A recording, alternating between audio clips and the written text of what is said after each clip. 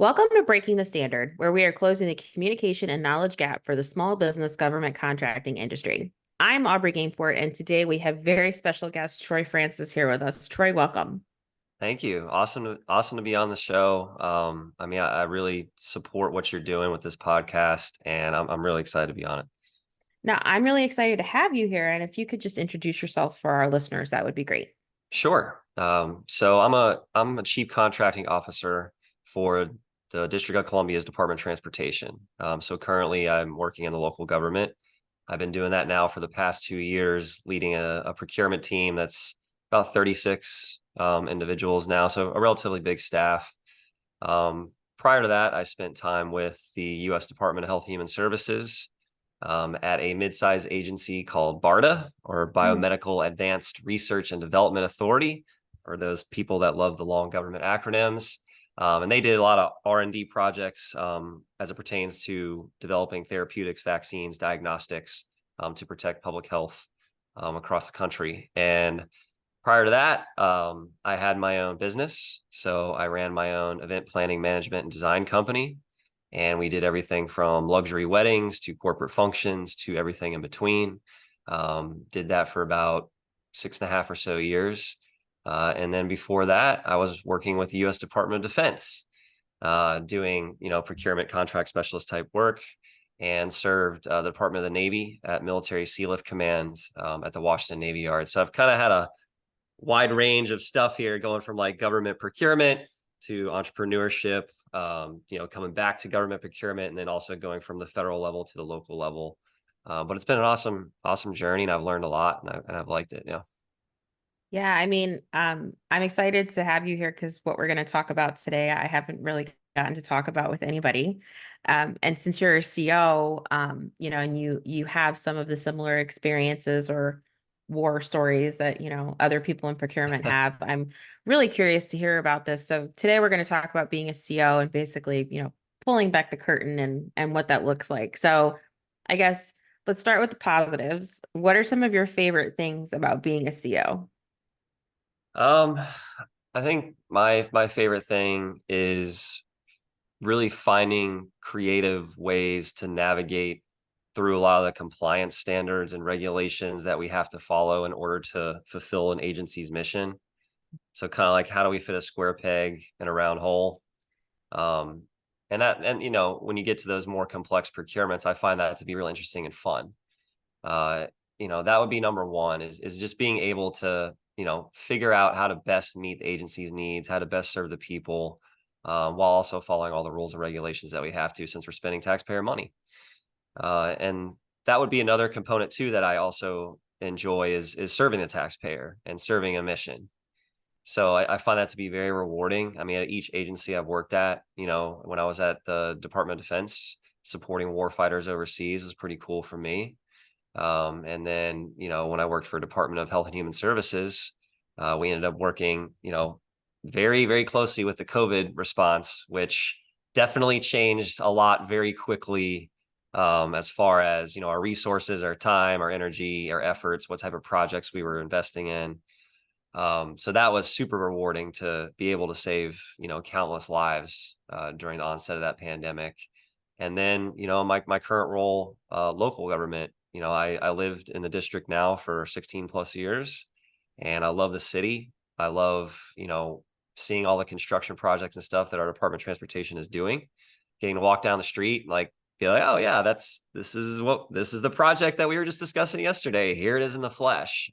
So I do find that very rewarding, because I know ultimately it's to help the public and to help the public good. So I really do enjoy that. And probably the last thing that I'll put up here is having trusted authority. Throughout my career, I've really enjoyed the pressure, or having that put on me or applied to me.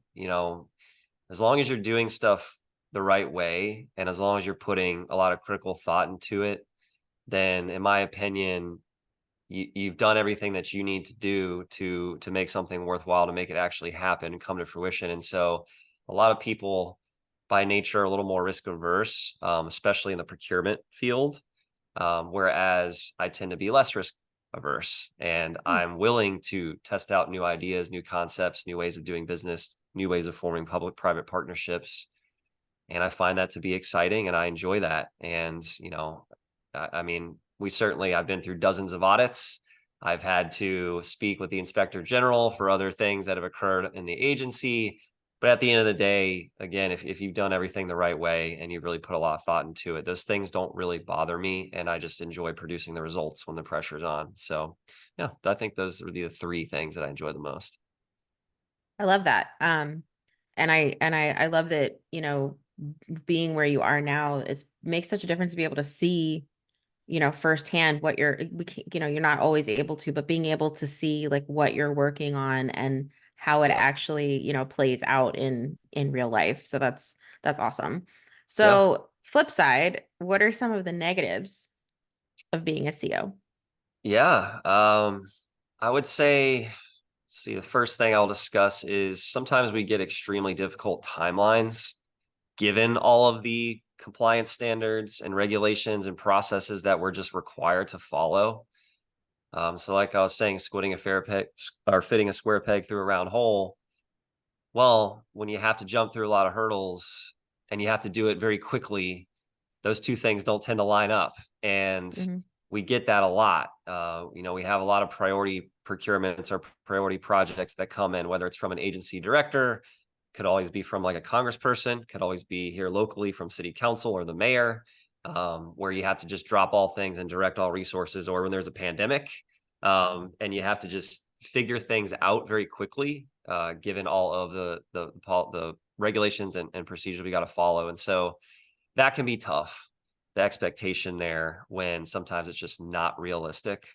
Another thing too that I would say can can be frustrating at times is we tend as procurement professionals, we tend to get the most blame, in my opinion, throughout the acquisition process. And I think helping educate, private industry, but also program managers and the program side of the agency on what is the acquisition life cycle? What are all the various steps that you have to go through? What are some of the approvals that we have to get? Why something takes long instead of them just experiencing it taking a while, explain why and say like this is why we're doing it this way. So that's something that I've really tried to coach my team to do a little bit more is don't just say like yes or no, explain why yes or no and give them, a brief insight into what needs to be done. And so I think a lot of times everything just gets lumped into quote unquote procurement, as being the delay. And the reality is that's not the case. Many Hmm. times there's things that are outside of our control or things that are just not within our authority that are taking a long time.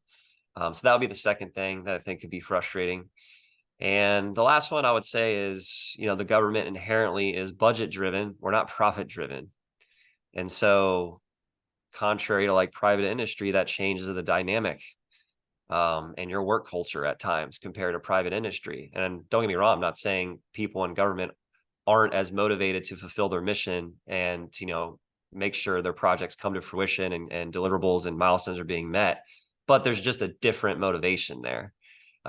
You're competing over budget dollars versus competing over how do we get sales, how do we drive the bottom line up. A lot of things are far more time sensitive to keep a company afloat. Whereas the government operates, on a fiscal year basis, year by year. Sometimes you have funding that's maybe 2 years or 5 years or 10 years. And so you just play around with the budgetary aspect of it. So there's a different motivation there. Um, and that can bring in, some folks who don't necessarily understand how to motivate themselves to fulfill that mission or to fulfill those needs. And you got to figure that out and navigate it. So that's just a different thing and dynamic in the government space, that you got to, figure out. Otherwise, it can be really frustrating at times. I wish people could see that like I'm nodding like emphatically with everything that Yeah. you're saying. Yeah. And it's such a great point though, because there are certain things that are outside of your control that you Right. have to adhere to when you're going along through the process. I love the idea of also educating the program people because a lot of people don't realize that at the end of the day, you're the one signing it, but there are so many other things that play into the process before it gets to the end result. And it might not be, the time frame that people ultimately wanted, but there are so many things that play into that. So it's so important to educate the program Yeah. office. I love that. That's great. Yeah, I think just in general, set the expectation up front and, provide the basis for why this is the expectation. And then no one can really question much out of that. They still might be frustrated because Mhm. certain things take, a certain amount of time, but you can't question being authentic and honest about it and setting the right, expectation for it. So, I couldn't agree more. So, okay. This might be my favorite question. I'm sure there's tons of things that you don't get to talk about as a CO, yeah. either, on the record or off the record. And what is something that you've always wanted to say, but you've not been able to? The government does a poor job overall at marketing itself. That's something that I can say without hesitation. I think that a lot of government agencies, whether it's federal, whether it's local, they make things more difficult than they need to be. They use outdated methods and practices a lot of times, or maybe they've just done it a certain way for a while and they're unwilling to change the way they've done it, or they just don't encourage enough networking or speaking engagements, such as this, or at conferences or Mm. conventions, to really have a free exchange of information and ideas. And so I've been lucky, during my career to work at agencies who have done this a little bit better than others. When I was with DoD working at Military SEAL Command, that certainly wasn't the greatest. DoD is a behemoth of an agency, so a lot of their subcomponents are they're just not great at it. When I worked at Department of Health and Human Services, working at BARDA, I I helped be a part of a division we launched from scratch called the Division of Mm. Research, Innovation, and Ventures, or Drive, and we operated that like a startup business. I mean, when I joined that division, it was me and maybe 3, 4 other people, and we had a blank slate, and we were encouraged to test out new ways of doing procurement, new ways of forming public-private partnerships. And when eventually the COVID pandemic hit, that exploded to like 50, 55 people really quick, because our budget just went through the roof. We had to hire people immediately. We had to get stuff done like today. So that exploded. And, that was a pretty cool environment though, because we really prided ourselves on connecting with industry, being partners, doing business with industry, like having that mindset and that approach versus I think a lot of other government agencies that kind of sit back, put the RFP out, and just expect people to come to them. I don't think that that's how anyone should really conduct business. Like you need to make it clear that you are the right partner to do business with, you are the right agency to work with. And so that's something that I think, yeah, that's something I would like to preach time and time again. And Mhm. then I think another thing is the procurement community is risk averse by nature. And I think that inhibits a lot of the new ways of doing business. So I think there's a lot of creative options out there, but the culture usually doesn't allow for it a lot of times. And kind of going back to what I said a little while ago is there's a lot of inertia with government agencies. Like they've done things a certain way for years, and they tend to be unwilling to change at times. Their processes, their methods, the types of contracts they want to do or form, or the way they want to solicit or market themselves, and it tends to be stagnant a lot. And I think some agencies are getting better and they're recognizing that. I think the smaller and mid-sized agencies tend to do a better job of it. The larger, gigantic ones struggle a bit, and they tend to have the same key players, proposing to their solicitations and getting their awards. And so that's something too that, I would love to see change in the community more and more.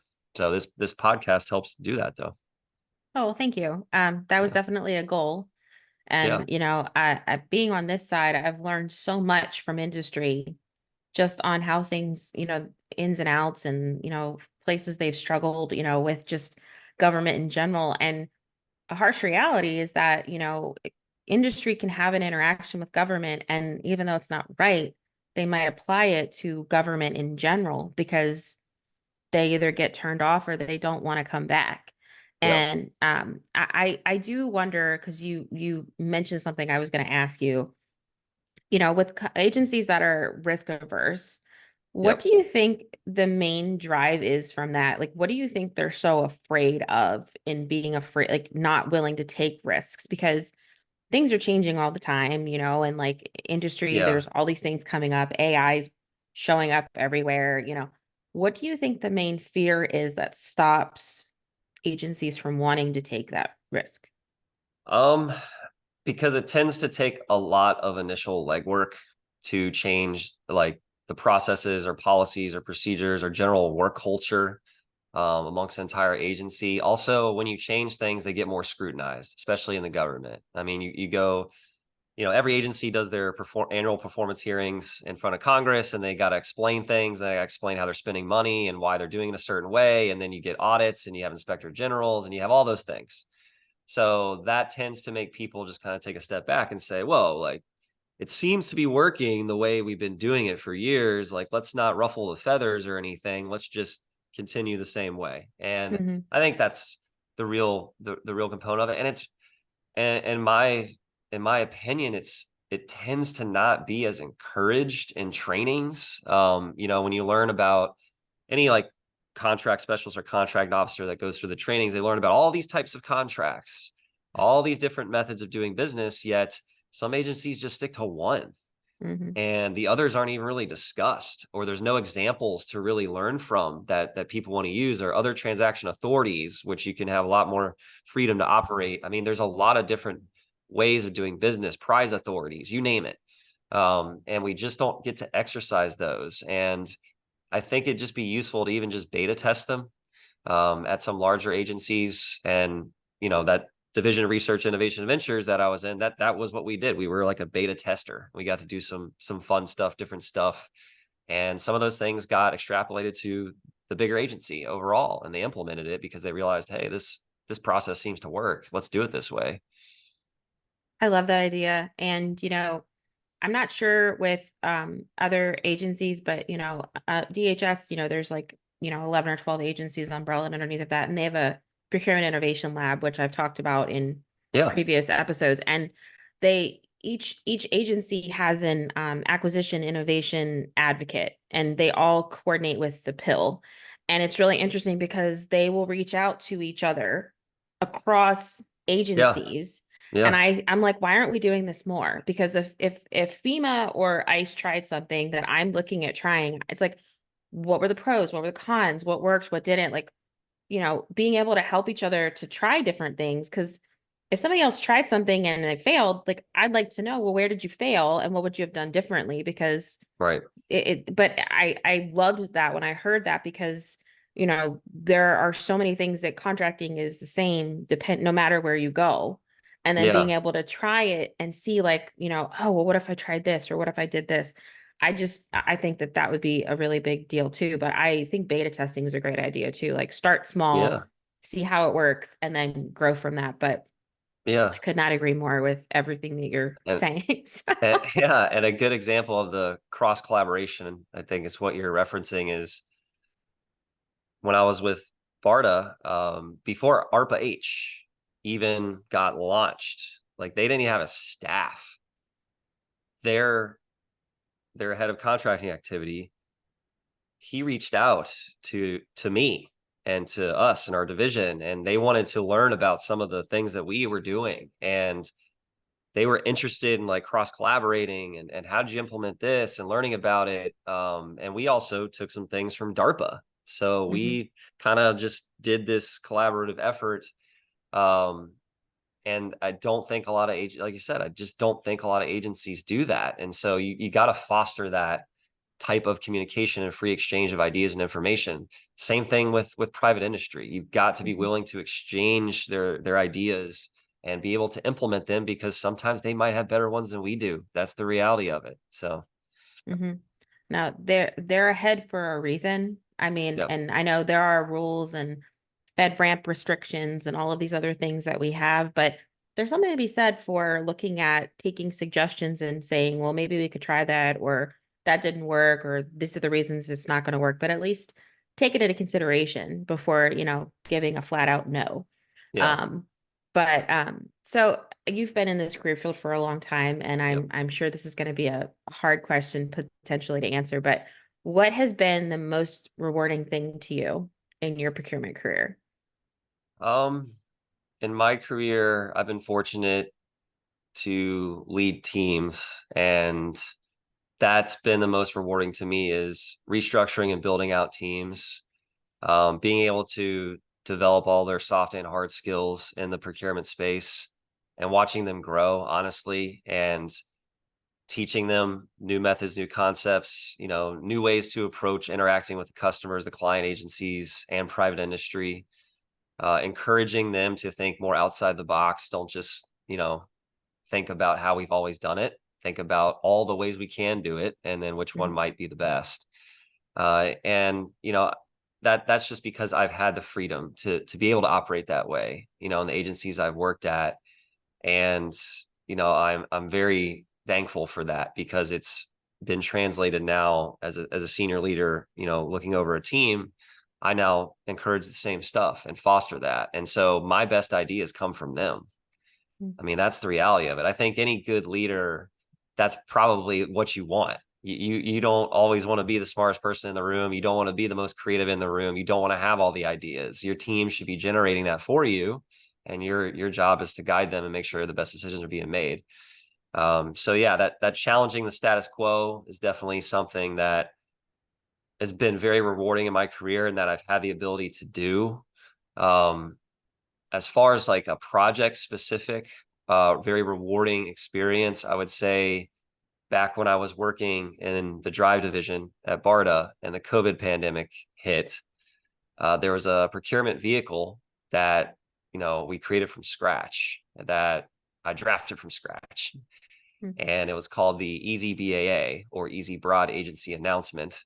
Broad agency announcements are used for research and development type projects. Typically, they have different areas of interest that you can, receive proposals for. And we figured out an extremely fast, super fast, streamlined method of doing business to where we could get to awards from proposal receipt to award within 9 days, and go through all the appropriate checks and balances and protocols and make sure everything was up to snuff.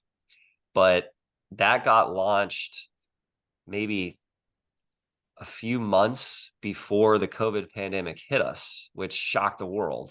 And that got put under the ultimate stress test, and it did extremely well and succeeded, and, invested in a lot of these projects and companies that were developing, technologies and vaccines and therapeutics and diagnostics and things that we got to implement out into into the public for them to use. And we were responsible for developing 3 of the first emergency use authorization diagnostic kits that were approved, period, by the FDA, which, saved countless lives. I mean, they were approved really early in the onset of the pandemic. And I remember one of the first diagnostic tests that I took, I saw the company's name on it, and I'm like, oh wow, like that's cool that there's a direct correlation here.